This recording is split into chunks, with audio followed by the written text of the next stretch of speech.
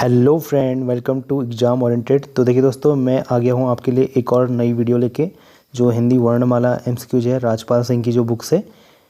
देखिए दोस्तों, ये सभी स्टेट के एग्ज़ाम के लिए काफ़ी ज़्यादा महत्वपूर्ण साबित है। जो भी एग्ज़ाम में आपके हिंदी से क्वेश्चन पूछे जाते हैं, देखिए हिंदी वर्णमाला से काफ़ी इंपॉर्टेंट क्वेश्चन आपको देखने को मिलेंगे। आज ये हिंदी वर्णमाला का हमारा पार्ट फर्स्ट है, तो सीरीज़ को कंटिन्यू फॉलो करें। आपके आगामी सभी एग्ज़ाम के लिए काफ़ी ज़्यादा महत्वपूर्ण साबित होगी। तो आइए सीधे सीरीज को देखते हैं।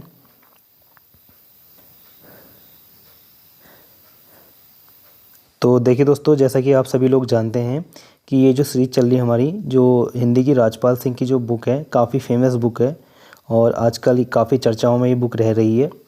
जैसे कि आपने हमारी पुरानी वीडियो इसकी प्लेलिस्ट में जाके आपने हमारे इसमें भाषाएं बोली से जो भी हमने वीडियो करवाए हैं 10-12 वीडियो, तो उन वीडियो में आपने देख लिया होगा कितने प्यारे प्यारे क्वेश्चन इस बुक से आपको देखने को मिले हैं। तो इसी प्रकार से आगे भी आपको बहुत अच्छे क्वेश्चन देखने को मिलेंगे और आप कंटिन्यू वीडियो पे बने रहें, ठीक है।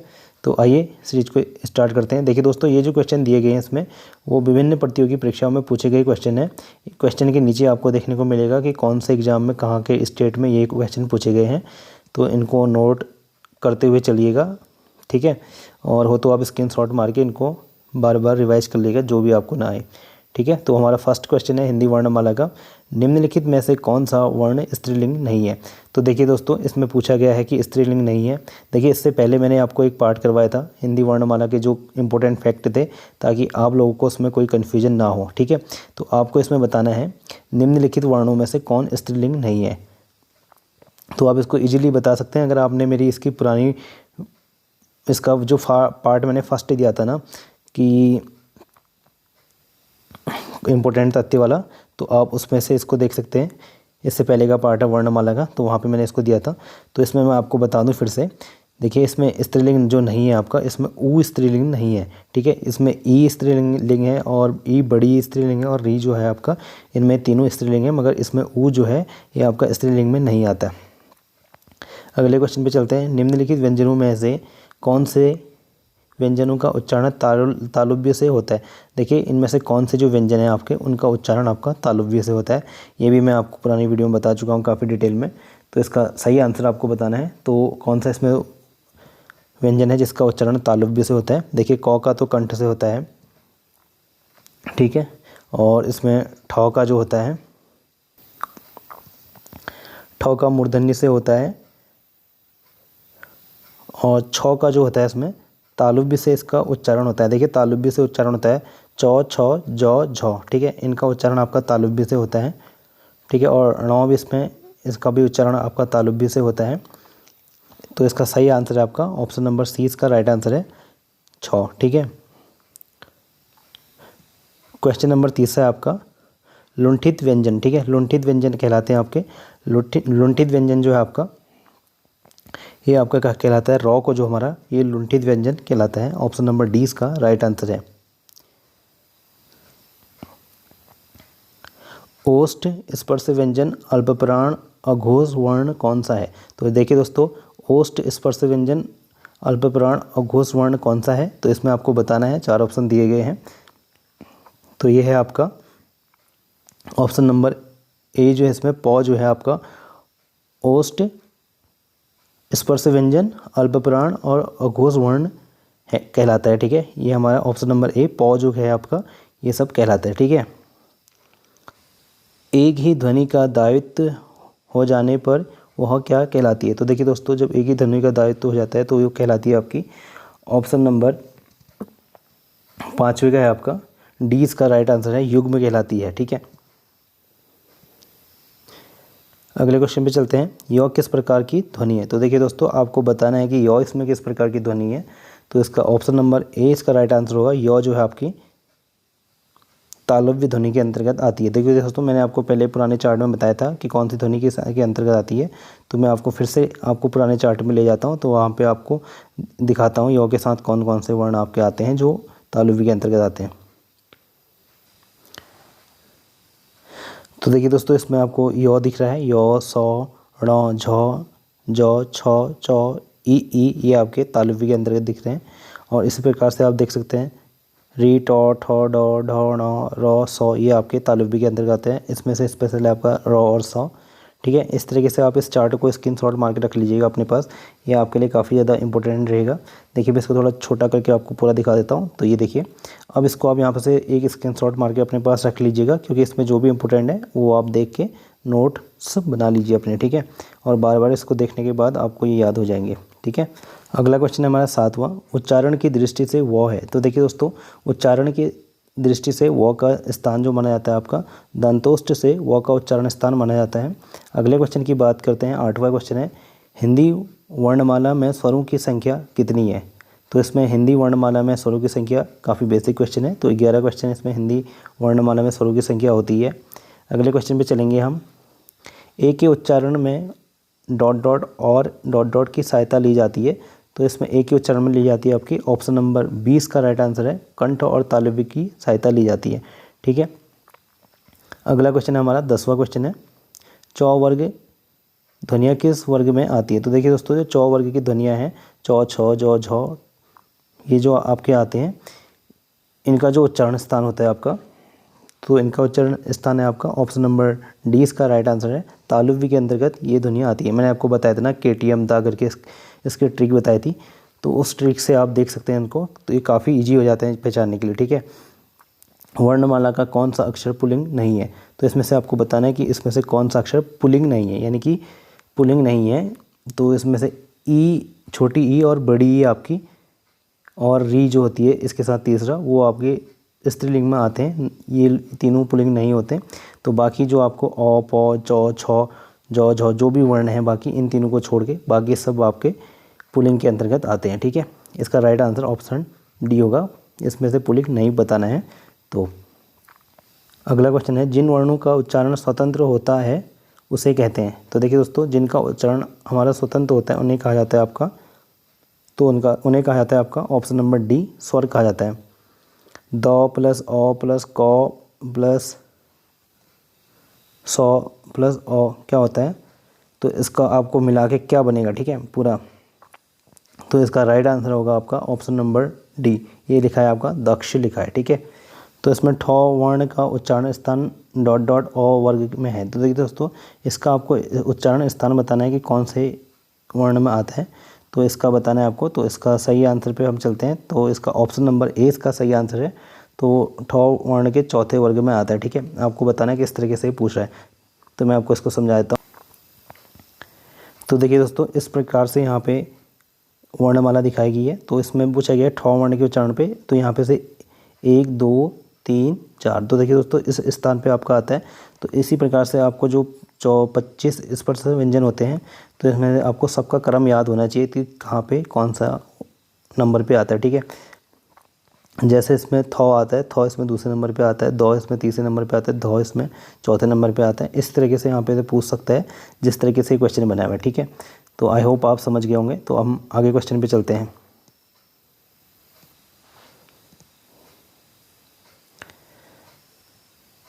अगले क्वेश्चन पे चलते हैं, लिपि चिन्हों के क्रमबद्ध समूह को क्या कहते हैं। तो देखिए दोस्तों, जो लिपि चिन्हों के क्रमबद्ध समूह होता है उसको कहा जाता है आपका, वर्णमाला कहा जाता है। ऑप्शन नंबर 20 का राइट आंसर है।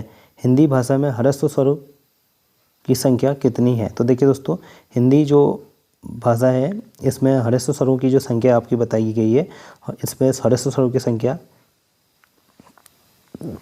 आपकी 4 है। ठीक है, तो ऑप्शन नंबर डी इसका सही आंसर है। तो ह्रस्व स्वर आपको मैं बता देता हूँ कि ह्रस्व स्वर क्या चीज़ है। तो देखिए दोस्तों, इस प्रकार से आपको वर्णमाला दिख रही है। तो ह्रस्व स्वर आपको मैं बता दूं, ह्रस्व स्वर आपके होते हैं अ, छोटी ई, छोटा ओ और री, ये आपके 4 ह्रस्व स्वर है। और ठीक है, इसी प्रकार आपके दीर्घ स्वर भी पूछा जाएगा। तो दीर्घ स्वरों की संख्या आपकी 7 होती है। आ, बड़ी ई, बड़ा ओ, बड़ा ए और ओ औ। ठीक है, ये आपके 7 संख्या इनकी होती है। ठीक है, दीर्घ स्वरों की। बाकी इसमें आपको मैं थोड़ा और फैक्ट बता देता हूँ। देखिए, स्पर्श व्यंजनों की संख्या मैं आपको पहले ही बता चुका हूँ। तो इनकी संख्या आपकी टोटल 25 होती हैं। ठीक है, और इसमें अंतस्थ व्यंजन होते हैं आपके 4 होते हैं। अंतस्थ व्यंजनों की संख्या 4 है। तो इसमें य, र, ल, व जो आपको अंतस्थ व्यंजन में आ जाते हैं, ऊष्म व्यंजन में आते हैं आपके सौ हौ जो आपके उस व्यंजन में आ जाते हैं आगध व्यंजन कहलाते हैं। जौ और फौ जो आपके आगध व्यंजन में कहलाते हैं। संयुक्त व्यंजन कहलाते हैं श त्र श श्र, ये आपके संयुक्त व्यंजन के अंतर्गत आते हैं। ठीक है, देखिए इस तरीके से हैं, तो इसको आप नोट्स बना लीजिएगा तो काफ़ी इंपॉर्टेंट रहेंगे आपके लिए। तो हम आगे चलते हैं। 17 क्वेश्चन है, ऐसी कौन सी दो मात्राएं हैं जिनका प्रयोग तो किया जाता है परंतु उनका समावेश स्वर में नहीं किया जाता। तो देखिए दोस्तों, ये हैं आपके अंक औह हैं। ठीक है, उच्चारण की दृष्टि से संबल ध्वनि का कौन सा वर्गीकरण है? तो ऑप्शन नंबर डी इसका राइट आंसर है,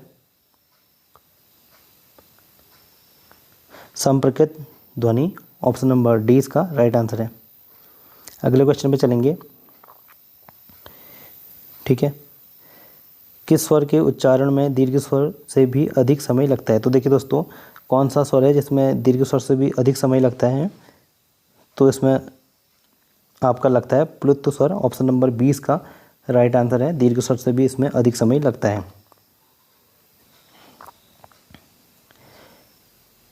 वर्णमाला में स्पर्श व्यंजनों की संख्या कितनी है? तो देखिए दोस्तों, वर्णमाला में स्पर्श व्यंजनों की संख्या आपकी 25 है। तो मैं आपको फिर से एक बार दिखा देता हूँ कि वर्णमाला में स्पर्श व्यंजन होते क्या हैं।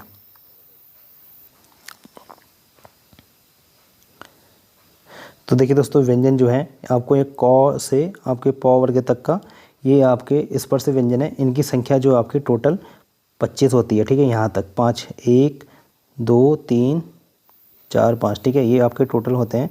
अब ये आपके केटीएम दैनिक कंठ तालव्य मूर्धन्य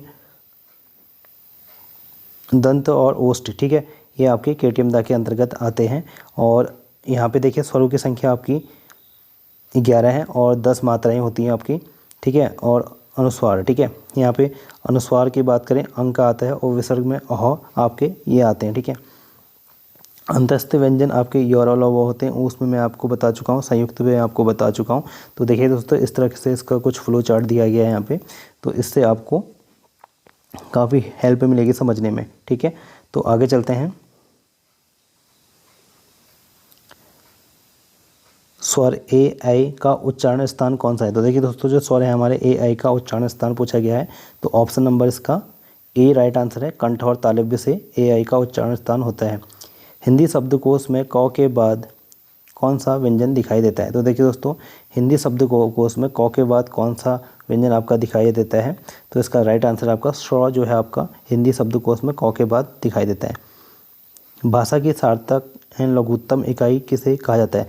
तो देखिए दोस्तों, भाषा की जो सार्थक एवं लघुत्तम इकाई कहा जाता है आपका ऑप्शन नंबर 20 का राइट आंसर है। तो शब्द को आपको भाषा की सार्थक एवं लघुत्तम इकाई कहा जाता है। निम्न में से दंत्य वर्ग कौन सा है? तो देखिए दोस्तों, इसमें से आपको बताना है कि दंत्य वर्ग कौन सा है। तो जो दंत्य के अंतर्गत आता है आपका, तो ऑप्शन नंबर आपको बताना है। देखिए दोस्तों, इसमें आप दंती में मैंने आपको दिखाया था कि केटीएम दा वाली सीरीज बताई थी मैंने आपको, और उसके बाद आपको इसमें बता सकते हैं कि कौन सा इसका राइट आंसर है। तो इसका राइट आंसर होगा ऑप्शन नंबर बी। ठीक है, 100 जो आपके दंती वर्ग के अंतर्गत आता है। बाकी मैंने इसके अपवाद भी आपको बताए थे कौन कहाँ पे होता है। ठीक है, इसके अलावा इन 25 स्पर्श व्यंजनों के अलावा और इनमें कौन कौन से आते हैं, उसका भी आप स्क्रीनशॉट लेके आप नोट्स बना सकते हैं। निम्न में से अनुनासिक वर्ण कौन सा है? तो देखिए दोस्तों, इसमें आपको अनुनासिक वर्ण बताना है। तो इसका राइट आंसर है आपका ऑप्शन नंबर 20 का राइट आंसर है। अनुनासिक वर्ण कहलाता है आपका मौ। ठीक है, निम्न में से कौन सा वर्ण घोष है? ठीक है, इसमें से कौन सा वर्ण आपका घोष है? तो ऑप्शन नंबर ए इसका राइट आंसर है। गौ जो आपके घोष के अंतर्गत आता है। लौ और सौ का उच्चारण स्थान किस स्थान से होता है? तो देखिए दोस्तों, लौ और सौ जो है इनका उच्चारण आपके किस स्थान से होता है? तो इसका राइट आंसर आपको बताना है। तो लौ और सौ का जो उच्चारण स्थान है आपका दंत्य से होता है। ऑप्शन नंबर सी इसका राइट आंसर है। इनमें कौन सी देवनागरी लिपि वर्ण ध्वनि नहीं है? इनमें से कौन सी लिपि जो है वर्ण ध्वनि नहीं है? तो ऑप्शन नंबर इसका सी आंसर है। ग्रीवा ध्वनि जो है आपकी वर्ण ध्वनि लिपि नहीं है। किस व्यंजन का उच्चारण स्थान तालव्य है? तो इसमें बताना है आपको। 29वां क्वेश्चन है, किस व्यंजन कौन सी ऐसी व्यंजन है जिसका उच्चारण स्थान आपका तालव्य से होता है? तो इसका option number B right answer है। झौ का उच्चारण स्थान आपका तालव्य से होता है, ये तालव्य व्यंजन के अंतर्गत आता है और झौ। अगले क्वेश्चन में चलेंगे। जिन ध्वनियों की गणना ना स्वर में की जाती है ना ही व्यंजन में की जाती है उन्हें कहते हैं। तो देखिए दोस्तों, जिन ध्वनियों की गणना ना स्वर में की जाती है ना व्यंजन में की जाती है तो उन्हें क्या कहा जाता है? आपका ऑप्शन नंबर ए इसका राइट आंसर है। इनको आप कहेंगे अयोगवाहक कहेंगे। ठीक है। 31वां और आज का लास्ट क्वेश्चन है। स्वरतंत्रियों में के आधार पर व्यंजनों को कितने वर्गों में बांटा गया है? तो देखिए दोस्तों, स्वरतंत्रियों के आधार पर व्यंजनों को आपके इसमें 2 प्रकार में बांटा गया है। तो इसमें वो 2 प्रकार कौन से हैं? सघोष और अघोष। ठीक है। तो इन 2 भागों में आपको इसमें बांटा गया है। तो फिलहाल के लिए इतना है दोस्तों। अगर आपको वीडियो अच्छी लगी तो वीडियो को ज़्यादा से ज़्यादा शेयर करें। मिलते हैं नेक्स्ट वीडियो में। धन्यवाद।